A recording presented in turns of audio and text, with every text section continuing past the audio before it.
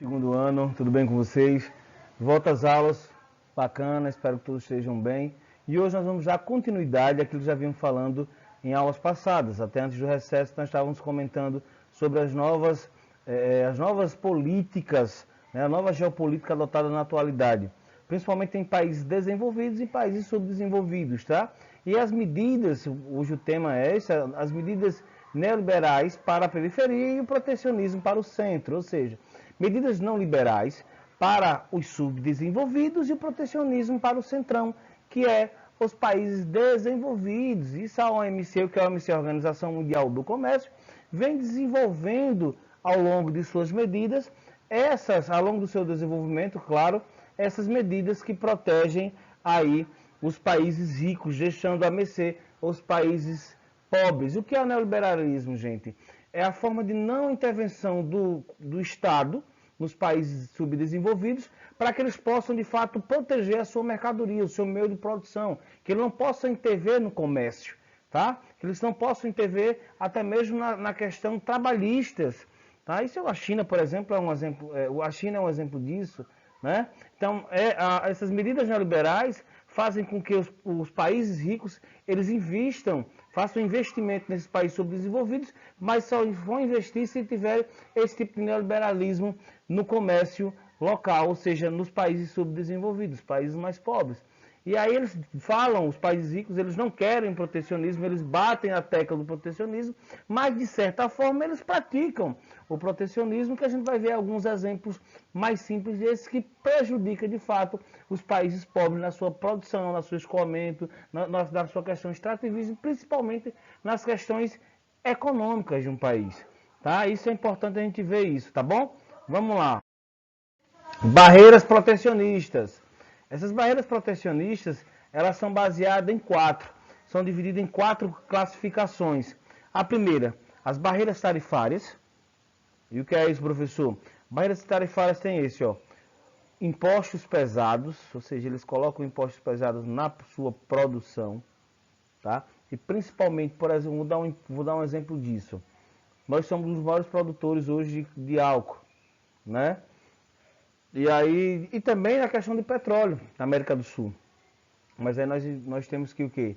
Exportar a matéria bruta, né, para os países desenvolvidos para que eles possam refinar essa mercadoria, ou seja, essa matéria-prima, e quando vem para o Brasil, vem com imposto caríssimo. Por isso que a gente paga um valor altíssimo, tá, no produto final. Nós somos o dono da matéria-prima, mas não pagamos um imposto altíssimo, porque esses impostos pesados fazem com que a gente fique à mercê das regras comerciais dos países ricos, tá?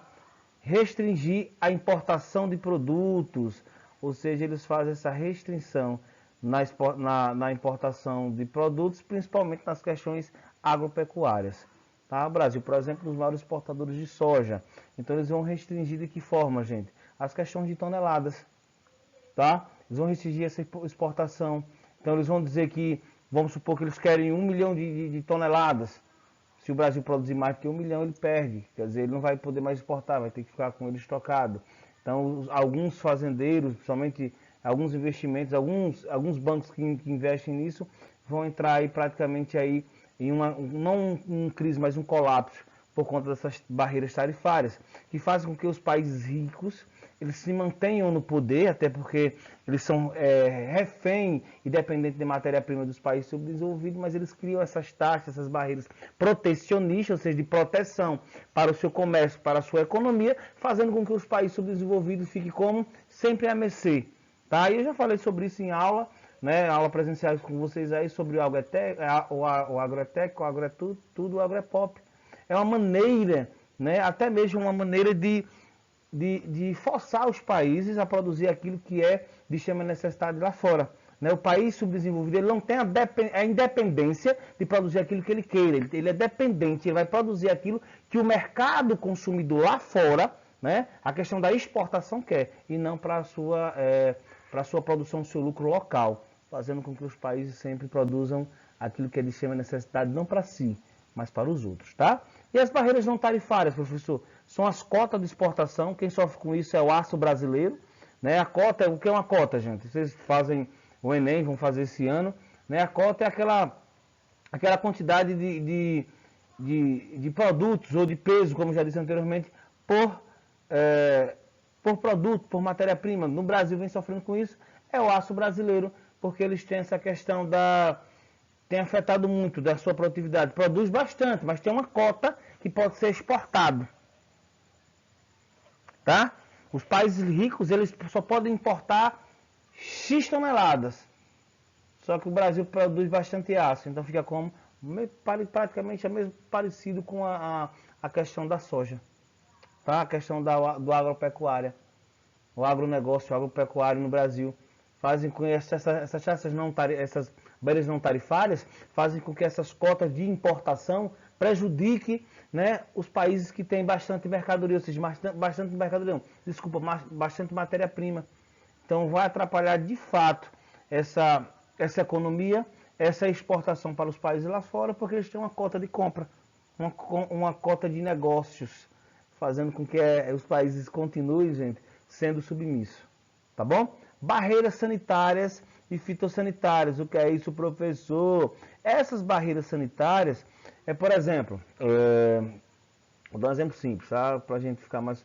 A Alemanha compra carne brasileira, a carne bovina, só que eles estabelecem uma medida de saúde, a questão sanitária, para que eles possam comprar como é que o gado está sendo abatido, tá? Se a carne está sendo de qualidade, se as pessoas que estão matando, onde estão armazenando essas vacas, esses bois para o abate, o gado para o abate, se é um local próprio, se está sendo limpo, está sendo bem cuidado. Isso faz com que até mesmo, gente, questões religiosas, tá? Em alguns países, por exemplo, a vaca não pode ser, como o Brasil muitas vezes mata, né? Bate na cabeça do gado com com algum maquinário. Eles não querem, geralmente eles querem que sangre o boi.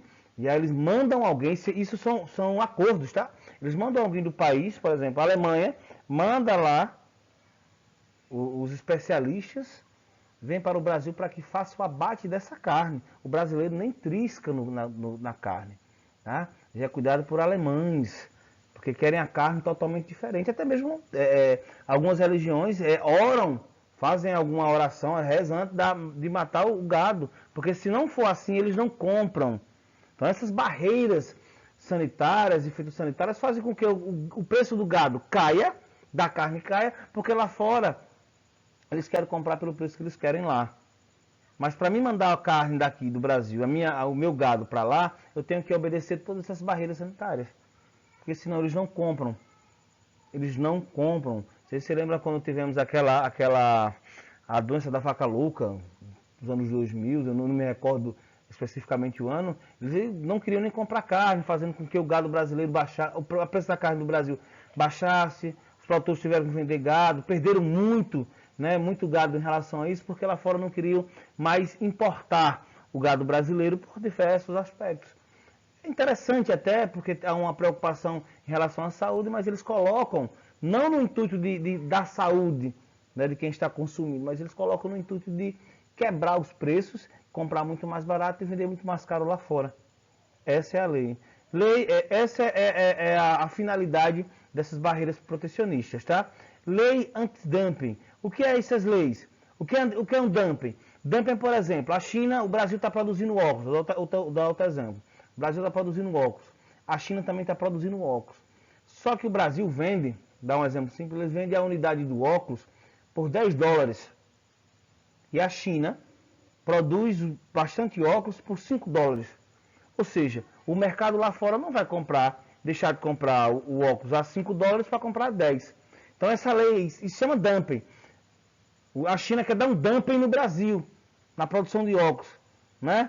Na linguagem popular, a China quer passar a perna no Brasil, vendendo muito mais barato. Então essas leis anti-dumping, eles colocam um preço tabelado. Por exemplo, a produção de óculos ele não pode ser vendido menos de $10. Você pode vender 12, outro pode vender a 11, mas não, até 10, tá? Mas não pode vender menos de $10. São leis anti-dumping para que os países não passem a perna um no outro. Essa é a realidade. Só que o interessante que a gente vai entender mais na frente, que os países ricos praticam o dumping.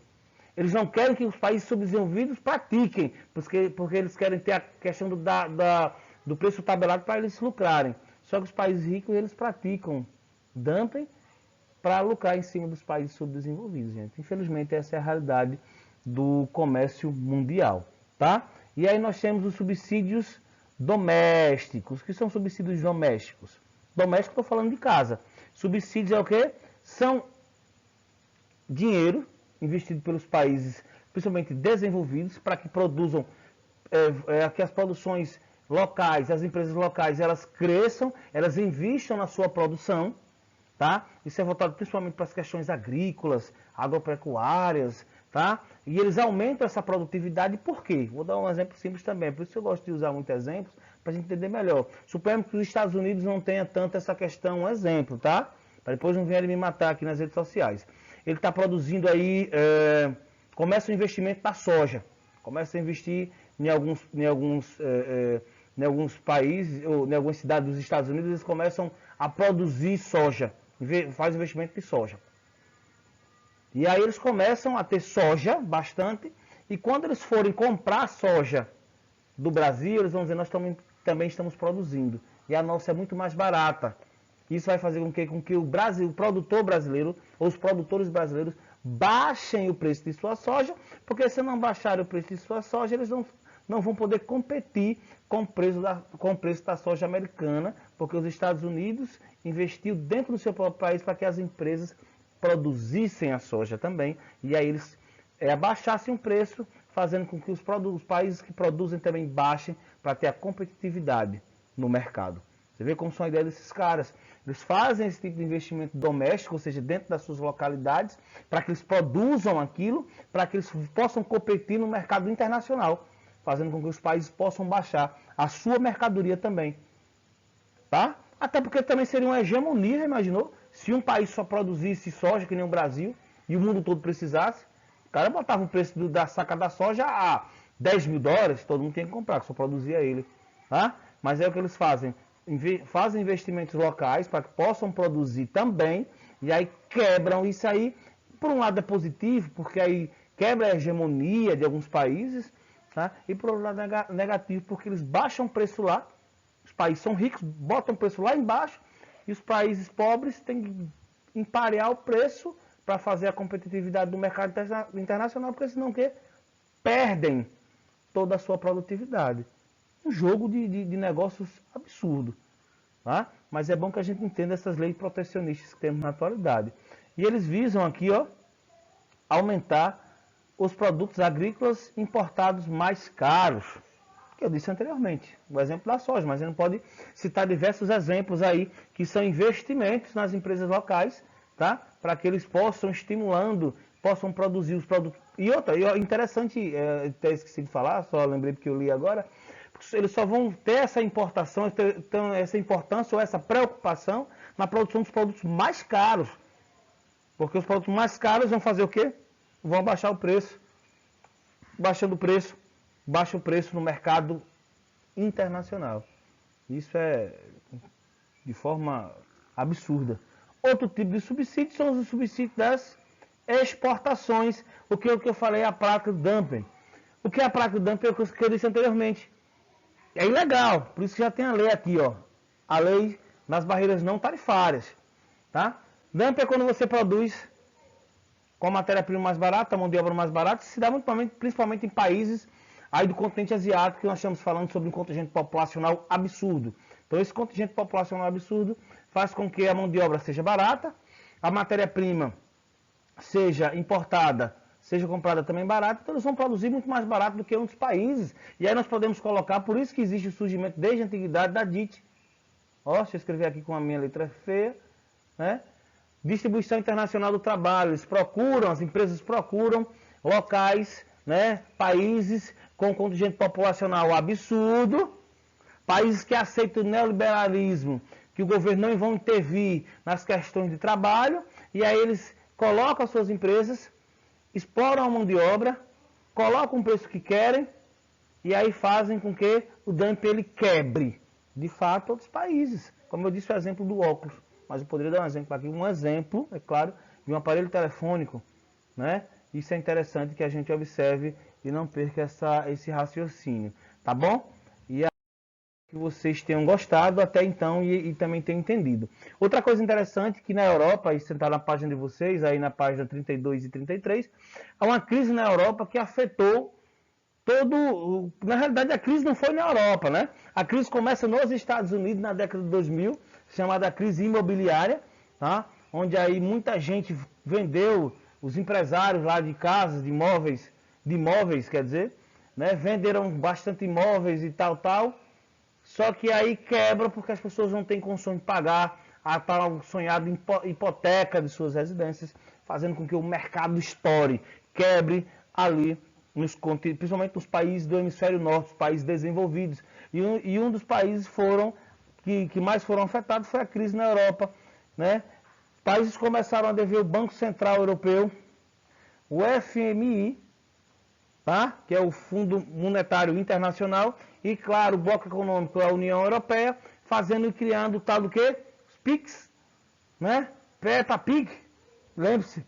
Os PIX foram os 5 países como Portugal, Irlanda, Itália, Grécia e Espanha, entraram numa crise absurda a partir de 2000, e aí nós vamos afundando até 2010, aí 10 anos de crise, e aí fundando o quê?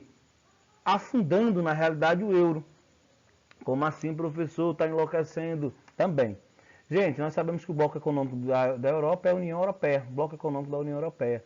E o que é que um Bloco Econômico faz? Eles se ajudam entre si, né, que possam produzir, aí eu vou falar sobre aquela, volta para as barreiras tarifárias, as barreiras protecionistas, eles se juntam ali na questão da produtividade, na questão dos investimentos, e quando um desses países ele entra em colapso financeiro, os países mais ricos do bloco, eles investem, eles emprestam dinheiro a esses países para que eles possam se reerguer.